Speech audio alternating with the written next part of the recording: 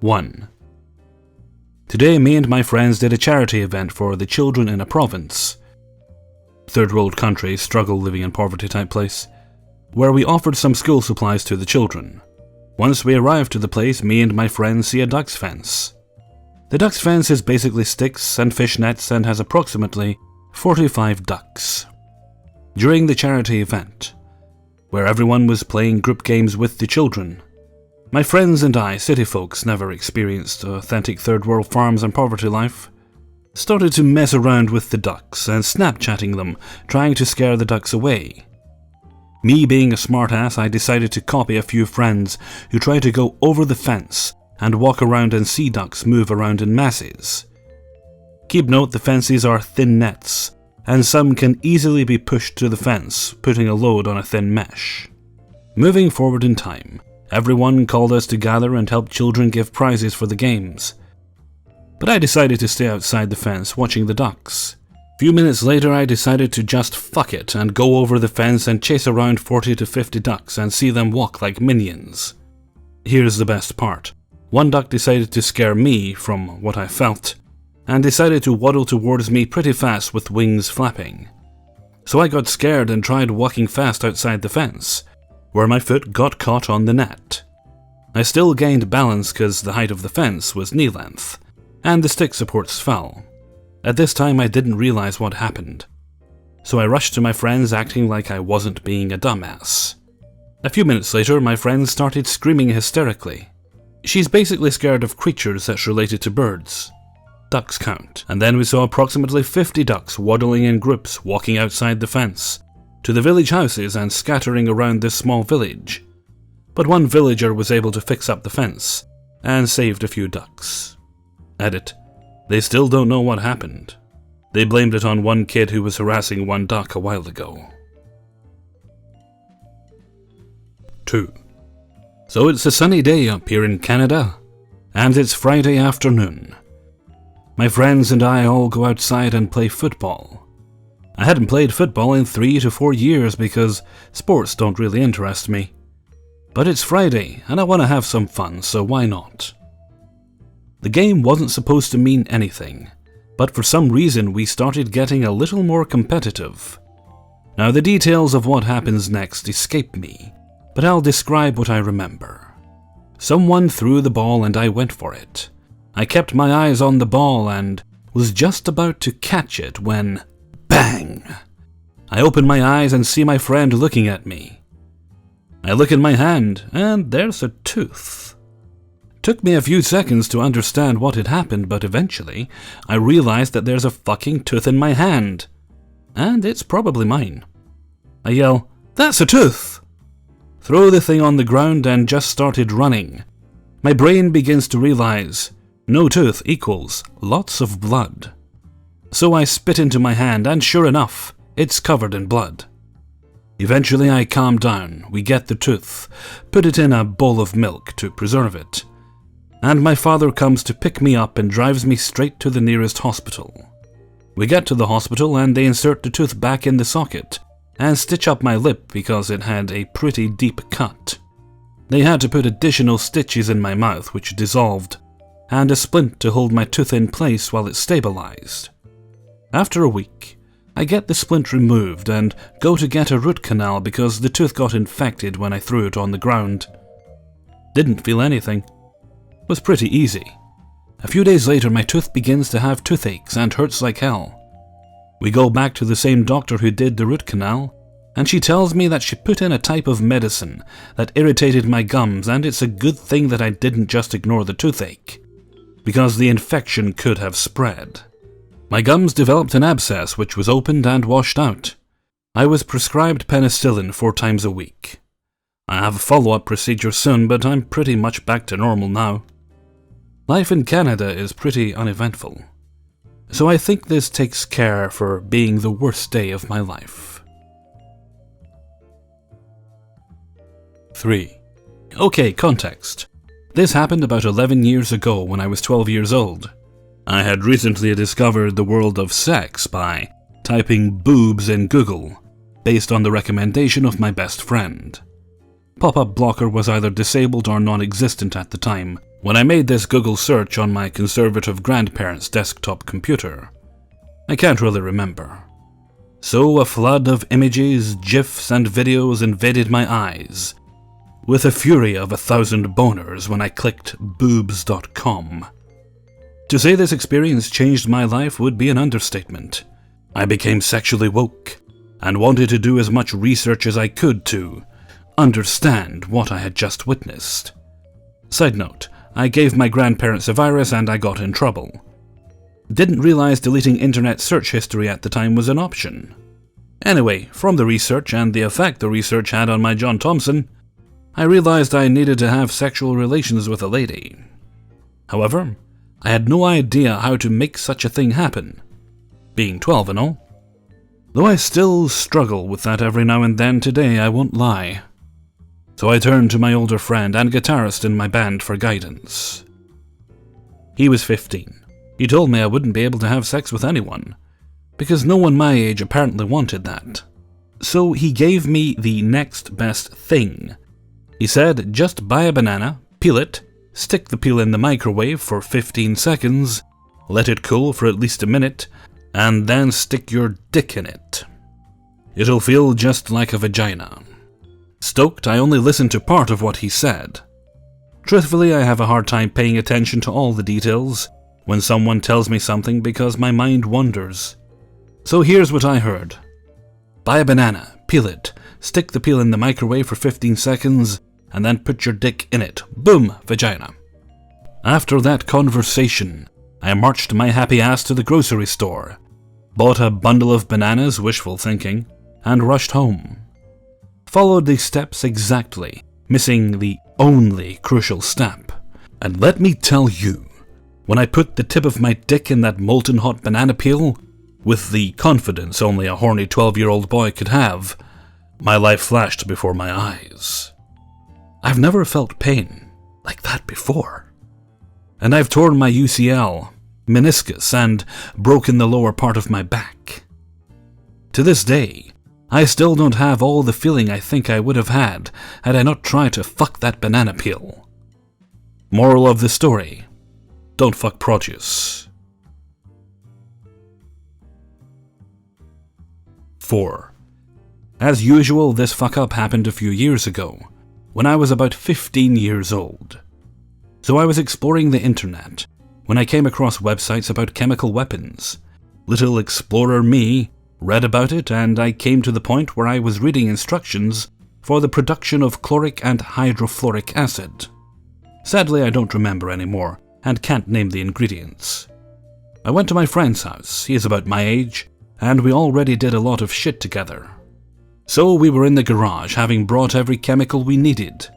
We discussed our project and knew that the gases coming from our mix turn into acid if they come in contact with water.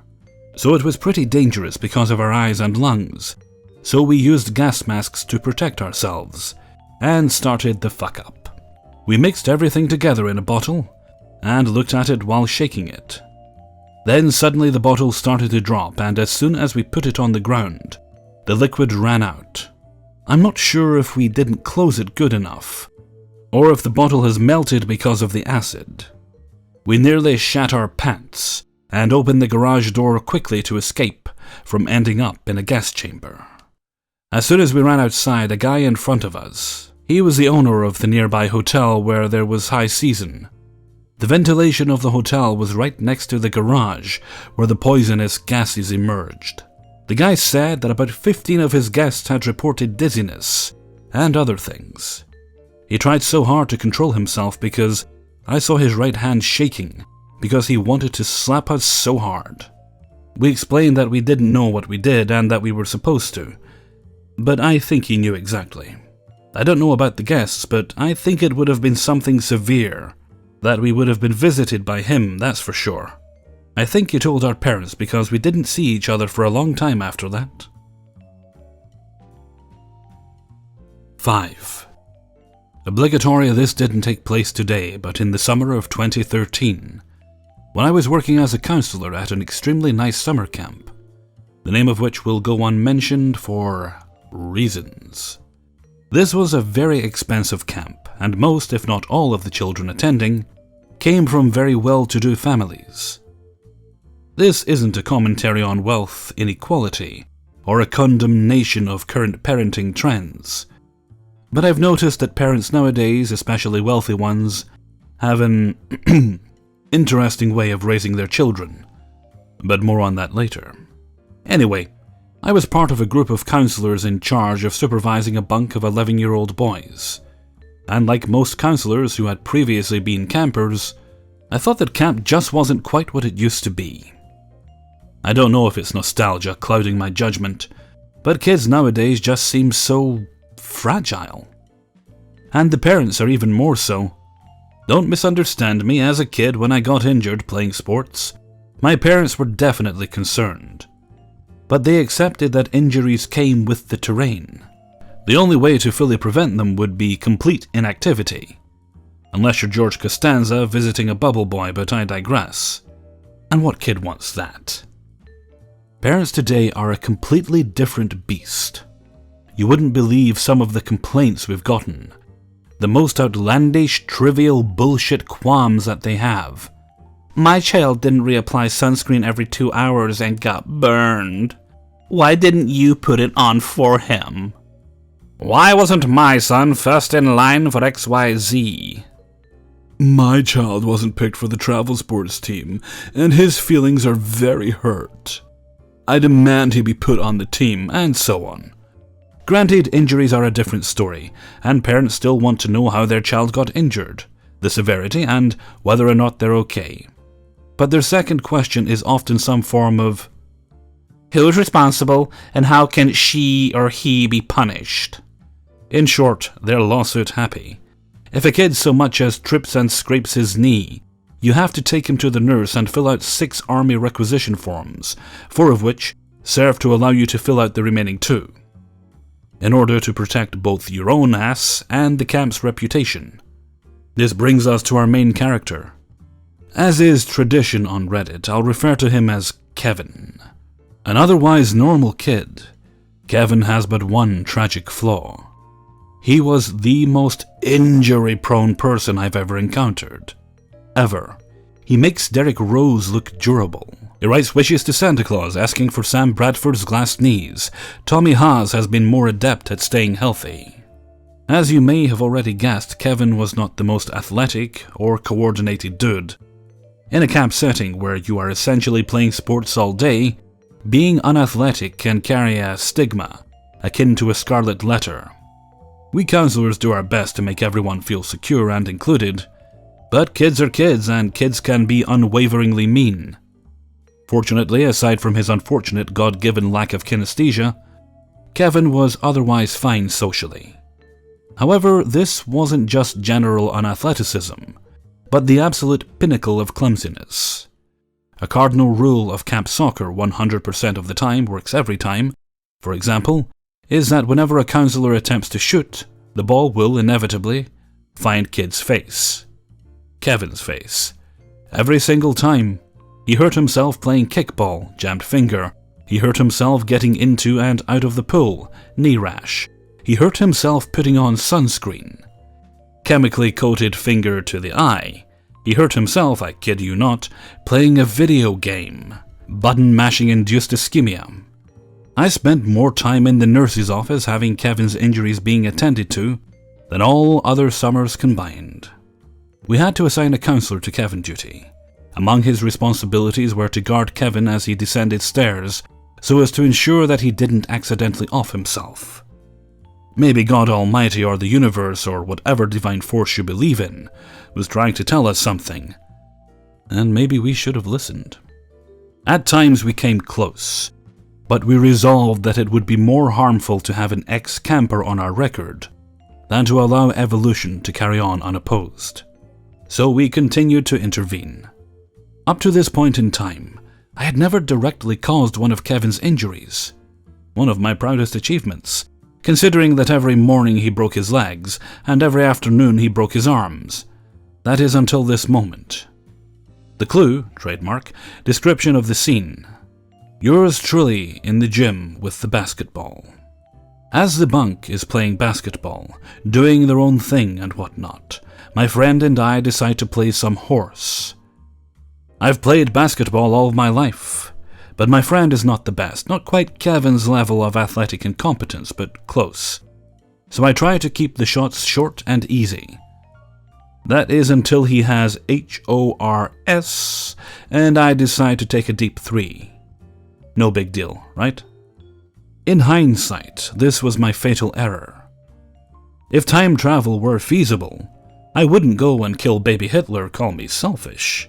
I'd go back and end the game right then and there. If you've ever played basketball seriously, you know what a perfect shot feels like. You know that one of the best non-sexual feelings in the world is when the ball leaves your fingertips and that nothing, not even divine intervention from the man upstairs himself, is stopping it from going in. It's enough to bring Ron Swanson to tears. My God, I still get chills thinking about that shot. How beautiful it was. How time stood still, how everything felt in balance, how everything was beautiful and nothing hurt. I fucking drained it. But fate is a fickle being, my internet amigos. Whenever you think you've hit your stride, the universe just smiles at you, shakes its head, mutters something about Vonnegut, and busy, and puts you flat on your back, thumbing its nose at the absurd idea that a person deserves some minute form of satisfaction. Kevin, as absurd as it sounds, was an excellent dancer, capable of doing jumping splits. How in the world he did not hurt himself doing that is truly one of life's greater mysteries. Upon first view, we were dumbfounded. Upon second, we wept. Watching it was like a religious experience. Well, Kevin had decided that now, during my basketball-induced orgasm, was as good a time as ever to perform the infamous jumping split. Right under the basket. And as he landed, hips fully abducted, my beautiful shot, reached the very peak of its arc before beginning its descent, taking care to delicately nuzzle the net until, impossibly, it was drawn down into the welcoming bones of his oversized cranium. Glasses popped off. Shoes somehow did as well, his body contorted in ways reminiscent of The Exorcist, with legs still spread and head almost grazing the hardwood behind him. Kevin writhed on the ground, hands pressed firmly to his orbits, mouth agape for at least 5 minutes, which in hindsight felt like 5 hours. But in retrospect wasn't. I laughed, I cried, I laughed while I cried. The depravity was magnificent. And what does Kevin say after such an ordeal? Does he ask to go to the nurse? Does he ask to go to the coroner? No, he gets up, shakes it off, and says, "Oh, I'm fine. I'm a pretty tough guy after all." So it goes. And that was that. Or so I thought until, inevitably, Kevin's mom called to complain about his abstaining from visiting the nurse. Busy, the result of which was a slightly pulled adductor, and an inability to perform the only thing he was good at, the splits. I got reamed out by my boss for not insisting he seek medical attention, losing my job and any requisite letters of recommendation the camp would be willing to pen on my behalf for future prospects. Worth it.